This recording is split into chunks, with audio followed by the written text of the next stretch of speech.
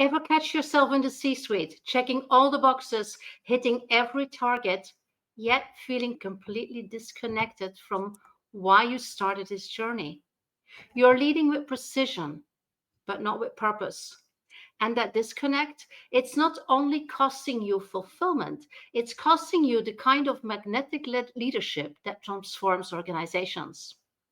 Welcome to the Power Talks for Remarkable Females. I am Helena De Monk, your advocate for dismantling the inner barriers that keep brilliant women playing small. And here is what I've learned after guiding hundreds of high achievers. Your deepest purpose is not separate from your power. It is your power. And today we are having a conversation, the conversation that most leadership development completely misses: how to weaponize your purpose without losing your edge. So, welcome when you are here live. Please join us in the chat. Share your questions, your feedback, your opinions. We will be very happy to integrate it. If you are watching or listening to the replay, do the same. Put your comments, your feedback, your questions in the chat. We will monitor it and we will get back to you. And so, meet my co host, Melissa Shackelford, a woman who refused to choose between profit and purpose. Over 20 years, she climbed to the top at healthcare giants as Optum and Cigna, and then did something radical. She walked away to prove that marketing could heal instead of manipulate. Her Amazon #1 bestseller, Harnessing Purpose, isn't theory but a battle plan. And through Shackleford strategies, she's helping brands generate both revenue and real impact. Melissa, welcome. I am so happy to have you here. How are you doing? Yeah, I'm great. And thank you for having me, Helena. I just think what you do is you really walk the walk. You don't just talk to talk about supporting women on their journey. So I'm grateful to have this conversation with you. Hey, you do the same. It's so good to be able to co-create. I love co-creating with other female entrepreneurs because it is, as I said just before we started the live, there's an energy that really emerges and that co-creates something absolutely unique when we are intentionally sharing our knowledge and serving our audiences. So I'm really honored to have you here. And in the preparation, you said something that stopped me cold. Purpose is a leadership tool, not luxury. So, when did that shift from nice to have to non negotiable? And how did it fundamentally rewire the way that you showed up as a leader? That's such a great topic. I feel like, yes, we can talk about this for an hour or more because it's Absolutely. so important. And I think I've been really lucky through my career to work for a number of very mission driven organizations. And even if they weren't outwardly mission driven, I was able to find that purpose and mission myself through the people that I was working with. And I really believe it all comes down to really your purpose, your vision, and your values. And that can be Mhm. for yourself or for the organization that you work for. Purpose is really your reason for being, and vision is where you're going, and values are really how you behave along the way. And so when I think about myself as a leader or the organizations that I've led marketing for or the clients that I help along the way, I think about really understanding my own purpose, being my reason for being, what gets me excited, what gets me up in the morning, but also an organization's purpose. What do they stand for beyond profits? Sometimes I have the feeling that mission and purpose at an organizational level is something they put on paper in the frames at the wall and in their marketing campaigns, but it's not really lived. And something I hear from the clients I work with is that sometimes it is so difficult to align their own purpose and their own mission and values with those of the organization they work for. And it is completely depleting. It's an energy drain. Does that sound familiar? Absolutely. I hear that so much from others, and I've seen it in myself as well, where I Mhm. think we all want to have our own values aligned with the work that we do every day and the organizations that we work for. And when there's a misalignment, not only do you have that gap, that emptiness, that burnout type of feeling, but even an organization, customers can feel it. So that's where it's so important to know that when you have a misalignment of values, your employees, your customers, I work in healthcare, so I'll also say patients, all of your stakeholders, they can feel it. They Mm. know that disingenuousness in a heartbeat and they will walk away. And that's where what I've seen over the years is when you have an alignment, you've really spent the time as an organization to understand your values, your purpose, your mission, your values, then your end user customers will really be connected with you. Today, we know people are craving authenticity from Mm. the brands that they work with. And the same goes for all of the women leaders that you work with. We're really, I think we find that fulfillment when we can make sure that our day to day work is following along our own personal purpose, our own personal vision for our future, and our own personal values. We make it sound like it's very easy and simple, and everybody has their purpose and mission and values clear. They don't, right? So, No. one of the things that I do, and sometimes these things shift or change or evolve or grow or whatever, there is an evolution. And I also see if women have a promotion, and especially when they change jobs or when they go from Melissa, corporate to entrepreneur, Mhm. like you did, things shift, right? And it is about, okay, who am I as a leader now? How do I show up?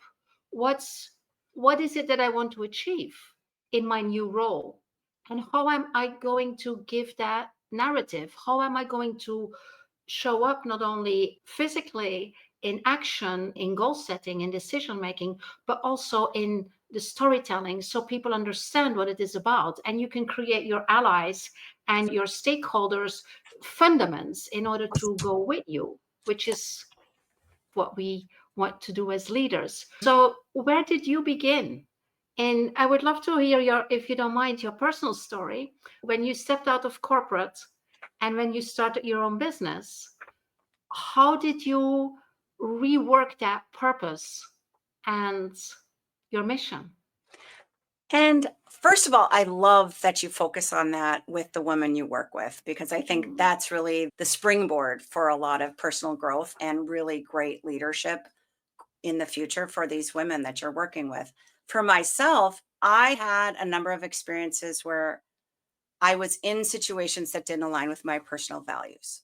And I was very aware of what my personal values were.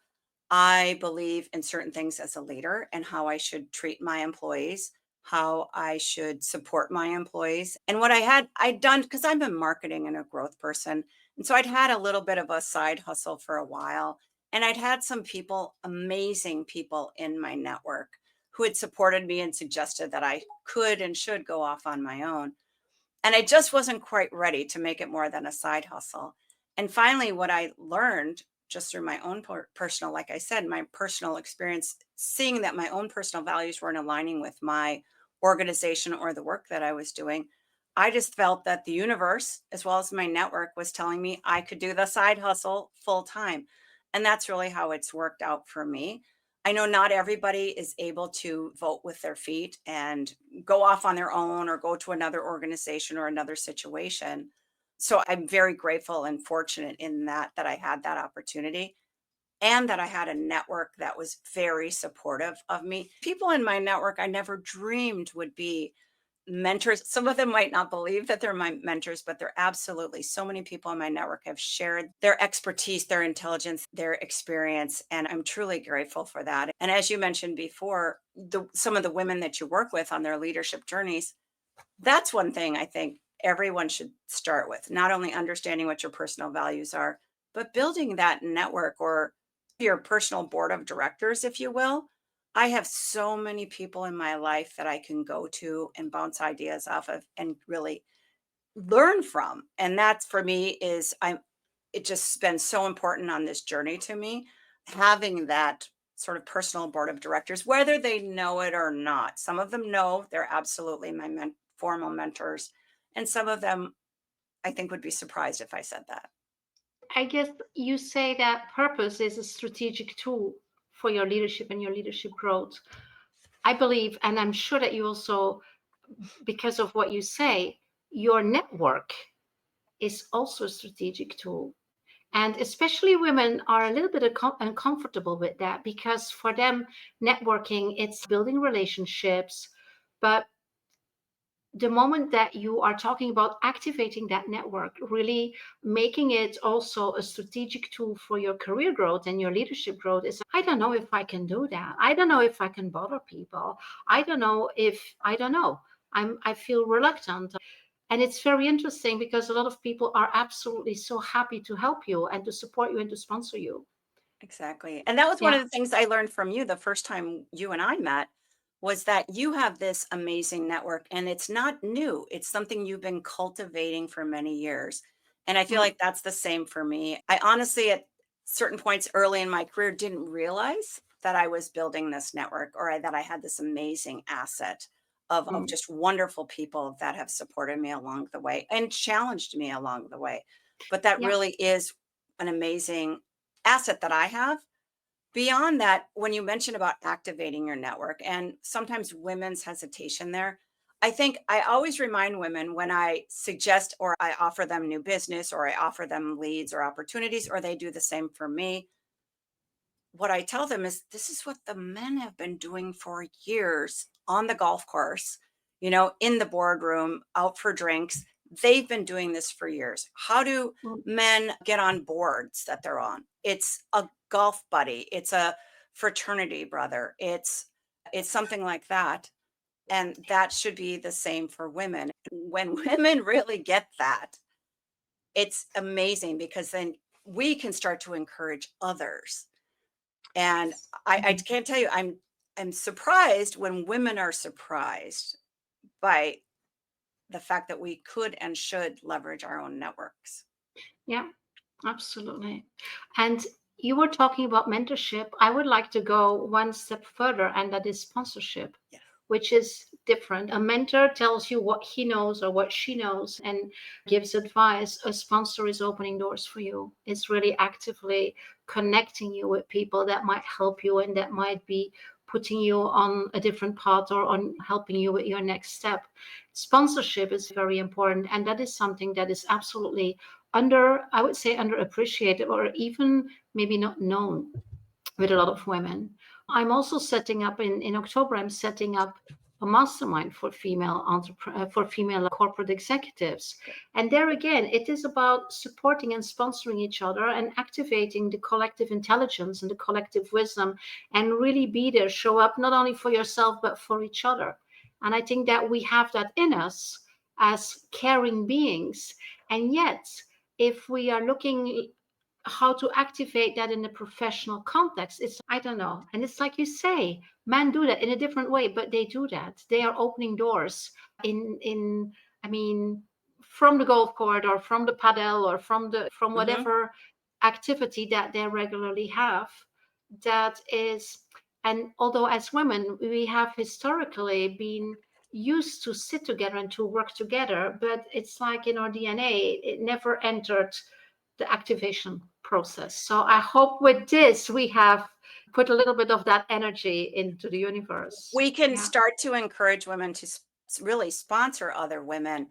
And Yes. it's funny because just last week, so I'm on a board of an organization because I work in healthcare called the Women's Health Leadership Trust. And it really is a women in healthcare networking organization. And we had an event and one of the women walked up to me and she said, I hear you've been dropping my name in rooms I'm not in. And what she meant was I had suggested her for some different opportunities. And I feel like that's my job. That's part of it. Mm. She's a woman in my network. She's very talented. Some people wouldn't know about her if I didn't suggest her. And I've done this a number of times, and other people have done this for me as well. And Mm. we forget about that there's such value in making introductions, on supporting others. And the fact that I feel like it's the pay it forward. When I do it for Mm. others, it always comes back to me tenfold.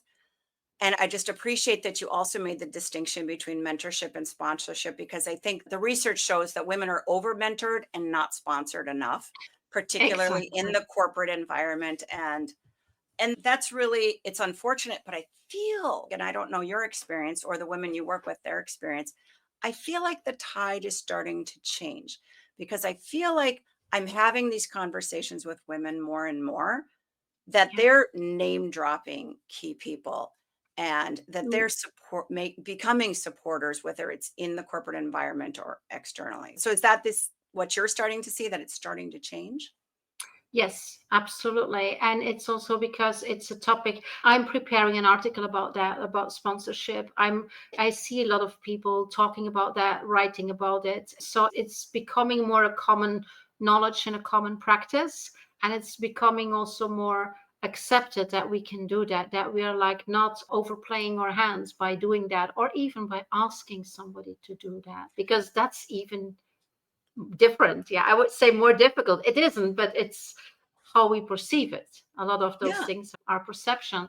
And I believe intentionally working on your leadership growth, personal, in entrepreneurship, in corporate, it is about also being intentional on having these relationships, building these relationships, nurturing these relationships. It's also about deciding, because we all have the same time. We all have 24 hours in a day. It's also deciding where to prioritize. And sometimes we don't because we feel too loyal to leave some organizations or communities behind, but they're no longer serving us. Does that sound familiar, Melissa? Oh, no, Yeah. absolutely. It feels familiar, and I've seen it. So many other people do this. And I think some of us get to a certain point in our career, and when things don't align, when you don't have that sort of personal flywheel moving, you're not getting excited every day. It's not really filling your cup, if you will. We decide to make a change. And Yeah. sometimes it's a change within your own role, within your own company, because you don't have that opportunity to go somewhere else. But a lot of times it's saying, I want to do something different. It might be something in your volunteer work or in your personal life, in your free time outside of corporate too. But I think it's so important for all of us, especially women in this busy world that we live in, to have something in your life that really fulfills you and that you Mm. can name. So it's that you honestly, when someone says, what fills your cup? I Yeah. love being of service. I love supporting other women. I love doing mentoring. I love doing volunteer work. All that just continues to fill my cup. And I think I like to surround myself with other people and that are also on a mission driven path as well. Yeah. And when you mix then your community and network building with purpose, I'm on my mobile because I'm on my Audible. I am in the process of listening to a book. It's called The Art of Gathering. And Oh, I don't know who, but an amazing woman I was talking to recently, if I will find it, I will give credits to her, advised me to read this book. It's by Priya Parker and The Art of Gathering. I'm not that far, but it is about also giving a purpose to your gathering. Even if it's like a lunch meeting with a colleague or a lunch meeting with an ex colleague, just be clear about what you would like to have as an outcome of that meeting. And you can do that for yourself, but you can also share that with the person or the people that you are meeting with and say, this is like the purpose of our meeting.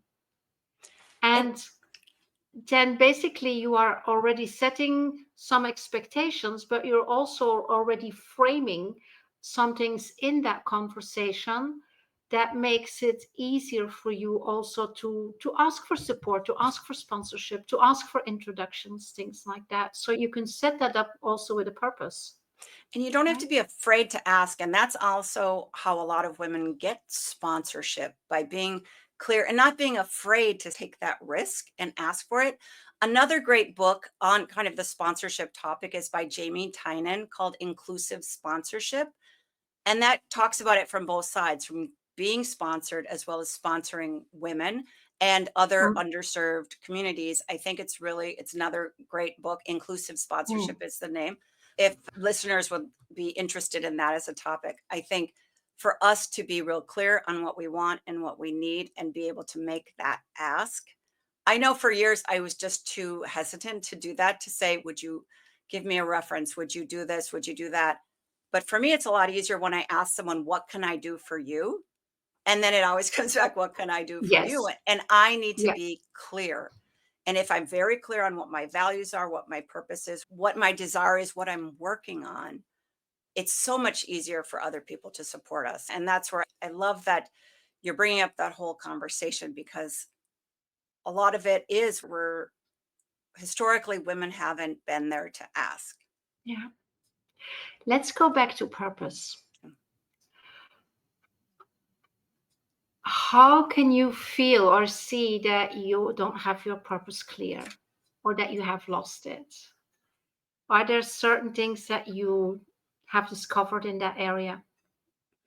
I think a little bit goes back to, from an organizational perspective, what you said earlier, when it's just words on the wall or on a website. So your words and your actions don't match. That's where all of your stakeholders, your employees, your customers, your patients, your everyone in your network, they know, they can feel it in a heartbeat.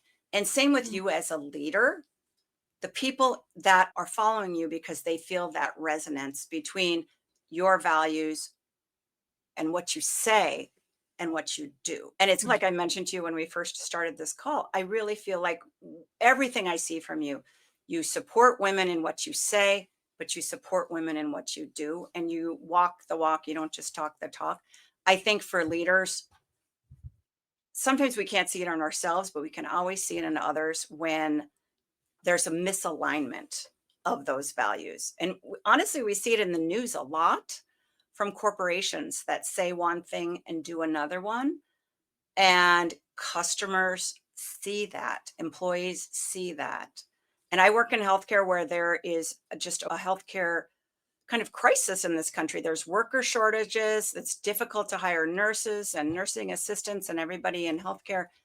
And if you can have an organization that retains your employees because they feel happy, they feel fulfilled, they watch their leaders say what they mean and do something that follows along those same values, people are more apt to stay at an organization, and you don't have to continue to try and hire.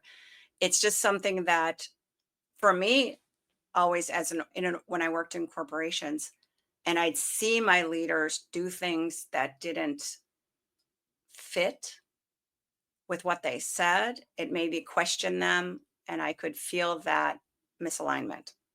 When you look at a lot of organizations, especially now, but I guess everything is always especially now, but still, there's a lot of competition, there's a lot of uncertainty, there's certain people that create trade wars. A lot of competition is very hard.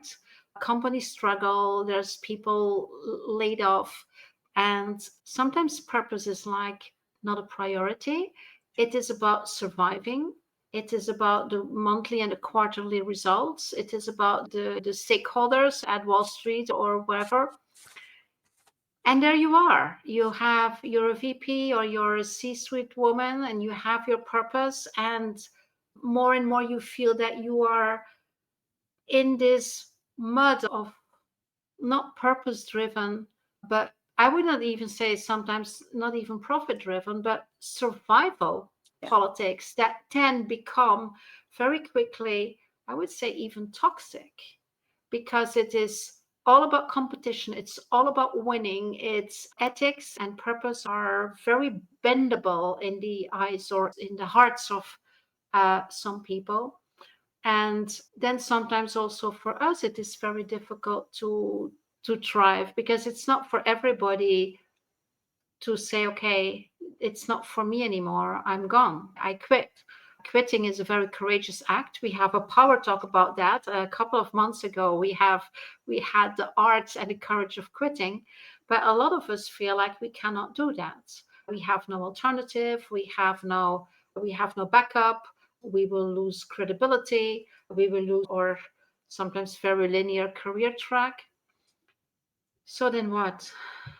Yeah. And I think from an organizational perspective, there's all sorts of research that shows companies with a strong sense of purpose outperform their competitors. And that's from Deloitte, it's from E&Y, there's articles in Harvard Business Review, they all say the same thing. We also know that companies that have women executives and women on their boards also outperform the competition. And there probably is some sort of alignment between those two studies. And I think from a corporate perspective, as leaders, we as women leaders can lean into that and say, we have to show that we're about more than just profits. I've worked for some Fortune 28 companies that, yes, we're about the profits, but I still could feel that we had an end customer that we were focused on. And I still could feel, particularly with my teams, and my teams were always marketing teams, that we had our own why. We knew what our why was, and we would Mhm. support each other in that why. And that the why would come through in hiring, it would come through in training and onboarding, it would come through with how we dealt with our customers, and it would come through with how we do recognition, because that's important. If we're just all about profits, things like hiring, onboarding, employee retention, none of that really matters because it's all just about the bottom line. Yeah.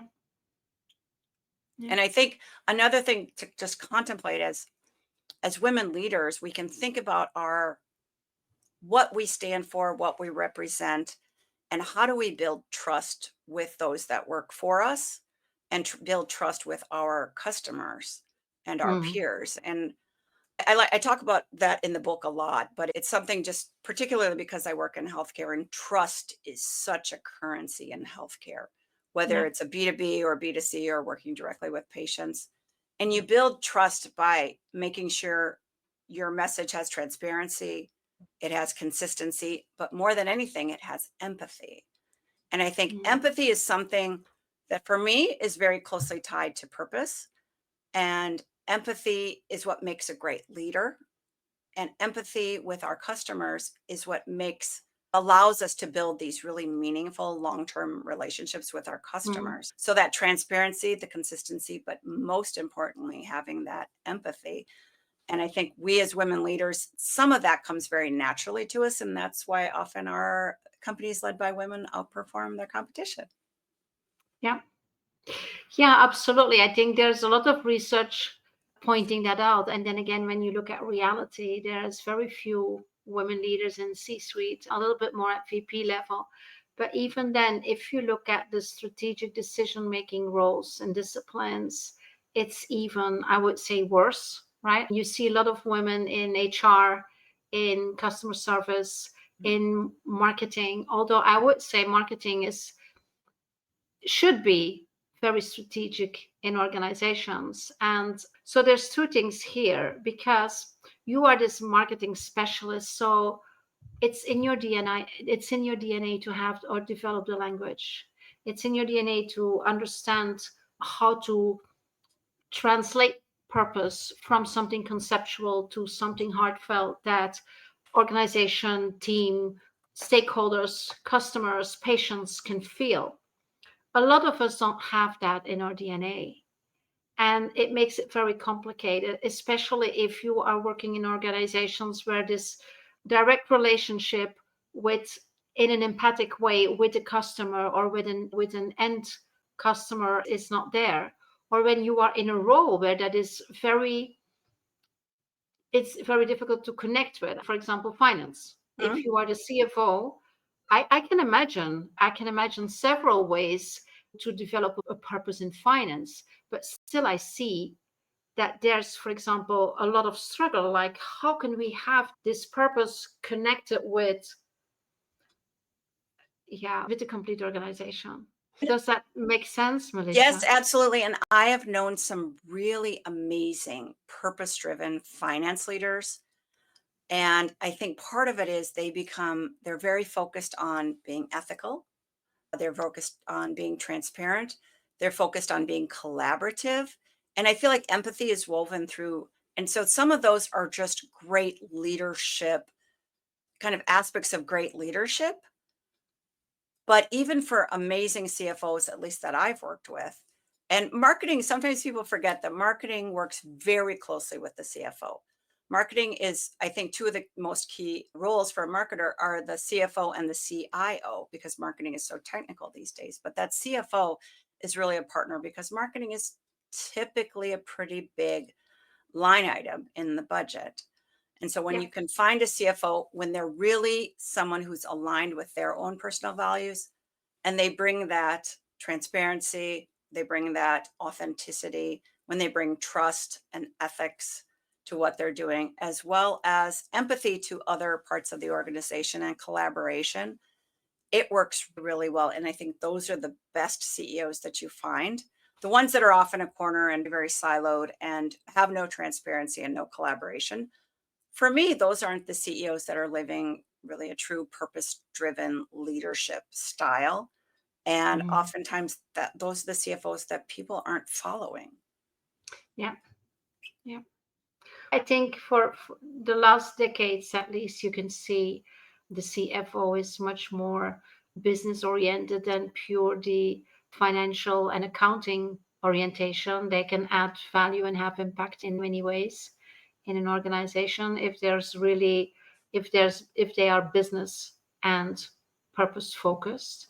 And that brings me to another thing I would like to talk about with you is the link between purpose and impact, Mm. because that's a very important one, right? We not bring it today. Yeah. And I think that whole, when you think about that purpose and impact, and you can define impact in so many different ways. You can define it from a personal standpoint. If you're a leader of other leaders, if you're a leader of staff, even if you're an individual contributor, what is your impact that you're making? And what is the impact that you want to make? You can also look at it from an organization standpoint. If you're a founder, what change do you want to make in the world? What impact do you want to make in the world? And so for me, a lot of that thinking that through gets back to that, what is your North Star and what really is your purpose? Because that's really tied to the impact that you want to make. And we know that companies that have spent a lot of time here, they understand their impact goes oftentimes much beyond the profit, because doesn't mean you have to be like, there's an organization called Tom's Shoes, and they started the a thing where you bought a pair of shoes and they give a pair of shoes away to somebody in a country that needs them. And it's a wonderful thing. And when you think about that from a purpose, when you think about that from an impact globally, amazing. But not everybody is Tom's Shoes or has that ability. So all of us in just other kind of everyday organizations can still think about, what impact are you having? I have, you can't see it, but over here on the wall, I have all kinds of cards people have given me over the years, from whether they were my peers, my mentees, my staff, that just people have given me things to show gratitude along the way. And I've saved them because for me, making that impact is not just about profits or customers. It's also about the people that I've touched along the way, and I've helped them to grow in their careers. So for me, that's a value that's important to me, that I can make impact on human beings and their careers. Yeah, absolutely. And that is something that we also see more and more with female leaders, that they want to expand their impact to paying it forward, supporting others, bringing other women along in what they are doing and where they are going, and basically be mentors and sponsors for other women. I Yeah. absolutely like that. I also like your story from the shoe organization. We can all do that somehow. We are not all shoe companies, I know that, but we can have impact beyond our traditional transactional role. I do that with buy one give one. That's b1g1.com, and that's an organization that has been set up by Masami Sato, an amazing Japanese woman, and Paul Dunn. They have more recognition and visibility in Asia. But what they do is they provide projects that you can support on a monthly basis or on a transactional basis. And so for everything that I do, even for every book that I sell, I sponsor a woman in Kenya with a 10-day business education and a microcredit so she can start her own business and support her family. And there's like a zillion projects that you can support on a monthly basis. And basically, again, also walk the talk in terms of Mm. having an impact beyond what you're normally doing, having an impact beyond your specific role in an organization or the interaction that you have with customers or with clients. And I think that we don't have to be Tom Shu or Belinda Gates in order to be able to have impacts. And when we were talking about purpose, also in our earlier conversation, Melissa, and it is about supporting women, but not only the women that have the possibility or that have access to leadership programs and to online programs and things like that. There's a lot of other women that can have in their communities also so much impact. For example, what I'm doing means that these women can send their children to school. They can feed their children, so they don't have to see them get married at 13 because they cannot support their children. And so these are all little things that we can do at whatever level that we are. You can do that as an organization, you can do it as a team in an organization, you can do it personally, you can do it with a community or with a network.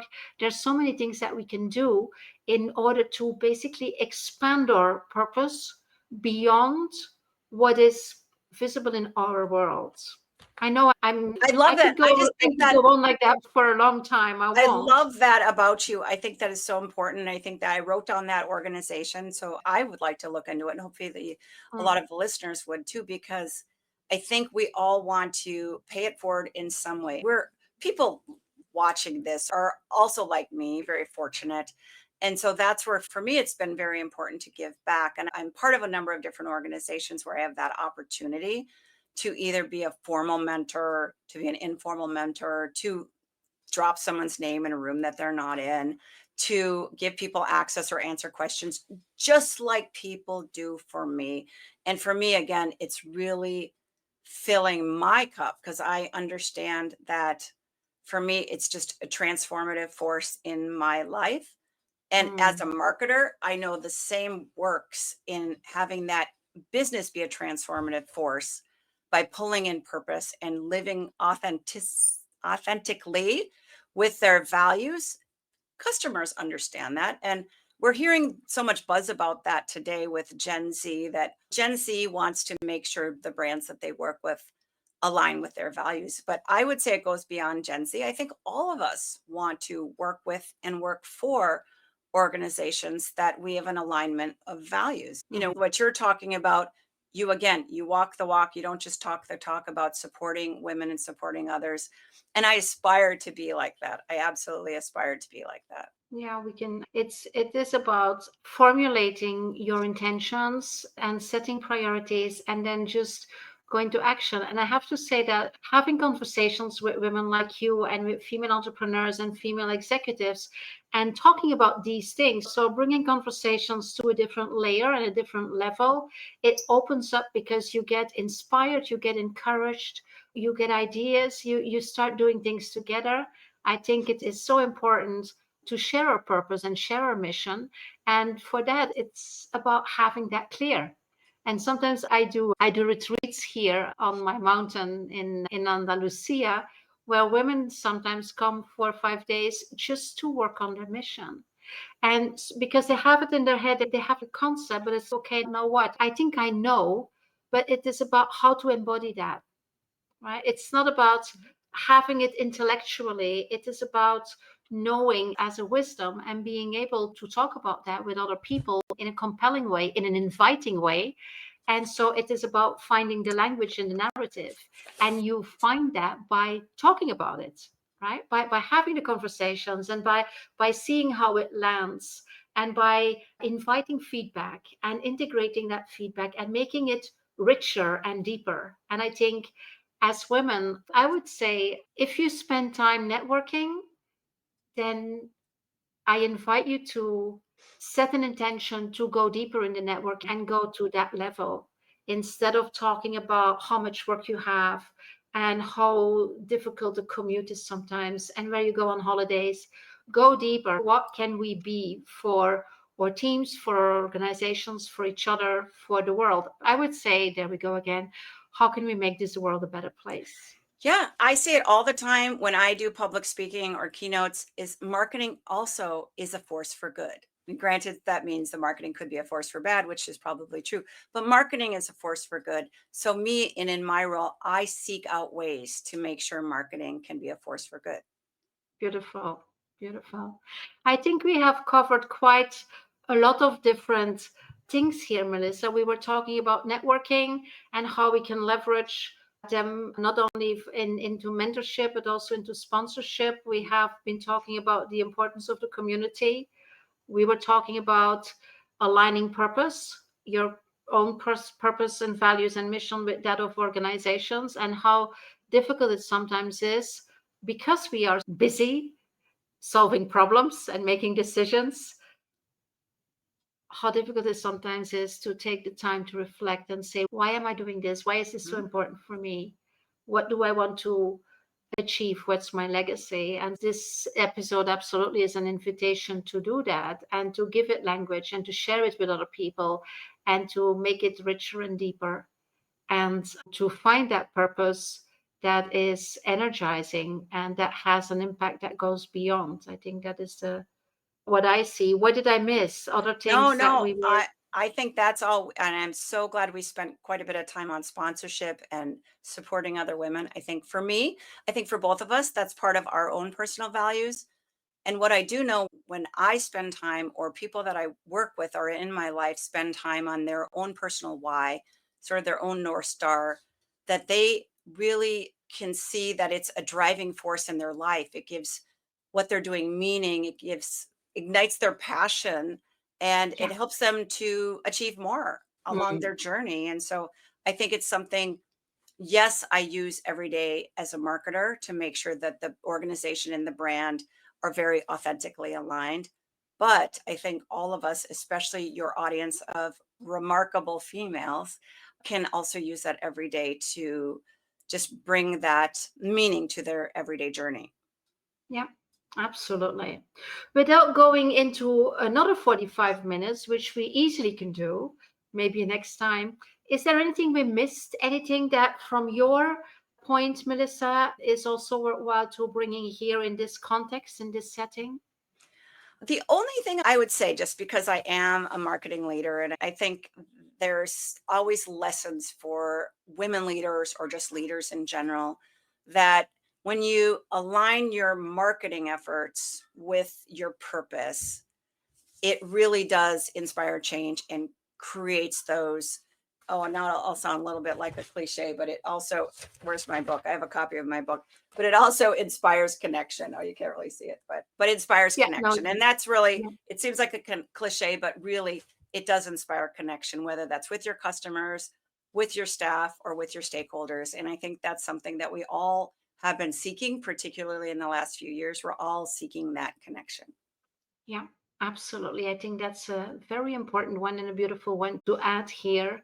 I do believe that we absolutely, in a world that is full of information and full of data, that we are looking for connection and experiences. And it's like you say, people that have a purpose and have a passion, you can see it in their eyes, right? You can see it in the complete energy. You want to be there, you want to connect with them, you want to learn from them, you want to grow with them.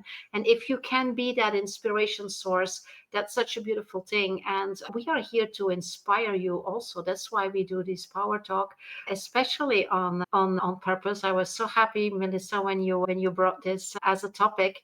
I will make sure that people will find a link to your book and to your website and to any other information that is relevant and that they can connect with you and see what you can bring and learn more about who you are, because 45 minutes is only a very small portion of time to really know somebody.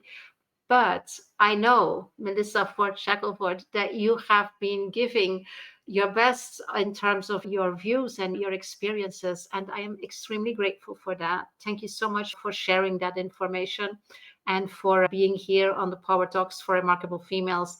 And in that way, supporting and sponsoring this initiative with another episode that offers content for the smart, conscious, and remarkable females. So thank you so much for being here with me. And for Thank the you, Helena. audience, you're so welcome. For the audience, thank you also for being here. As I said, if you are joining us later or if you want to watch the replay and you want to interact with us, just put something in the comments or just connect with us. Connect with Melissa, connect with me on LinkedIn, subscribe to the YouTube channel. That's a sign of appreciation that I really love. It's growing our channel, and it's allowing us to reach even more women with our messages and our learnings and our insights. So thank you for being here, and I hope to see you again soon. Bye for now. Take care.